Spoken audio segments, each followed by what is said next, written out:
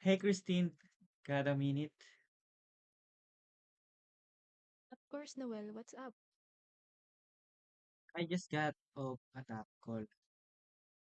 The customer was really upset about the delayed refund, and I had to make a call if whether I escalate it or stick to the 48-hour policy. And I ended up escalating it. But now, I'm second guessing it myself. I hear you. It sounds like you made a quick decision under pressure. What made you choose to escalate? Well, the customer had already called twice before, so they were getting more frustrated each time. I figured if we push it up the chain, it might calm them down. That makes sense. You considered the customer experience and the potential impact on the company's reputation. That's solid decision making. I guess so. I just worry that I overreacted. What if it was not necessary?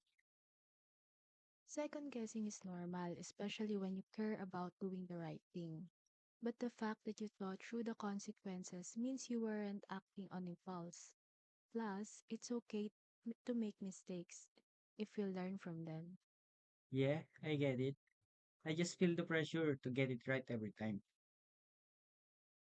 That pressure can be tough, but managing stress is part of the job. And when you're in a high pressure situation again, try this. Take a deep breath, quickly assess the impact on the customer and the business, and then trust your judgment. If you're unsure, remember you can always loop me in. Thanks, Christine. I'll keep that in mind.